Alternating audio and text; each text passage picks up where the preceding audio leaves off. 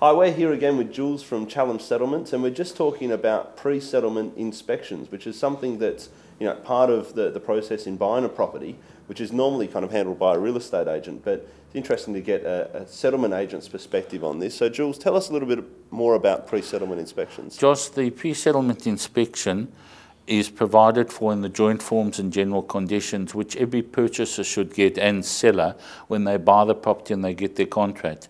Until 2009, this was a yellow document, and some agents are still using them.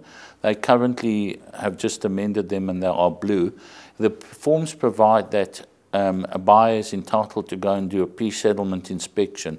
Now, the purpose of a pre-settlement inspection is to make sure that the property was in the state as it was when the purchaser bought it. Now, that might have been a year before or 6 months before or a month before. Yeah. And just to make sure everything's in order. It's not to bring in structural engineers or termites or things like that. And normally it's one person. It can be delegated to someone else if you're not able to do it or the people are overseas. But there's a list on our website of the issues that should be looked at. Okay, excellent. So there is a checklist that you can get from the Challenge Settlements website. But Jules, just quickly, what are just some of the things that most people seem to overlook, or some of the things they should check? Well, I think let's divide it for the purposes of this discussion into inside and outside. Now, in terms of things that are regulated by legislation like RCD switches and pool about fencing around pools and things like that, we make sure that that's in place. Otherwise, inside the house, one would look to see that the aircon's working, as one example, the lights are working, the toilets are flushing, doors open and close, just to mention a few.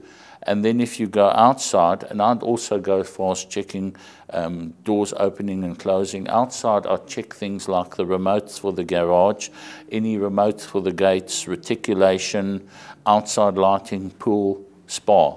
There were a lot of items, there's probably about 25, 30, which are too long to go in. But the point is that if anything's not working, then it's important to make a list.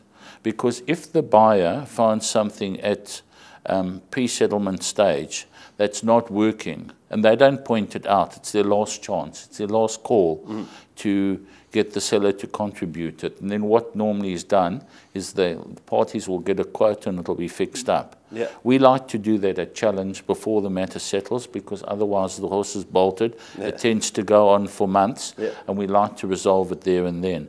But in essence, the purpose of a pre-settlement inspection is to make sure that you're getting what you bought. Like, for example, if they're bar stools, that the stools are still in the bar, or if they're pot plants, the pot plants haven't been taken. And you can't believe how people get into taking things. I mean, I know people that had an argument over a breadboard that was meant to be there. So it's very important that if there are movables contained that should be in the pre-settlement inspection, like bar stools or curtains or blinds, that it's contained in the contract, because if it's not, the seller can take it. Yeah, excellent. Well, I'm sure there's a lot of things there that most people would overlook and wouldn't even think about, as far as the contract goes, or might not even be aware that they've got the opportunity to catch those things before they hit before the horse bolts, as you say. Well, this is why I think it's important at Challenge. We've got this on the website, because it's not hidden, it's there, it's generic. There's nothing there that people don't know about.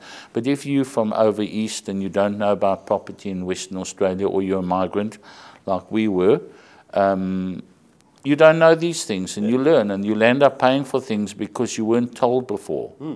And that's for free? People can get that from your website for free? Yes, absolutely. Okay, excellent. Well, if you go to the Challenge Settlements website, you can get that form and go through your own checklist. By all means, if you want any help, you can give Jules a call. I'm sure he'll be more than helpful over the phone. And look out for more videos from Jules and Challenge Settlements. Thanks for watching.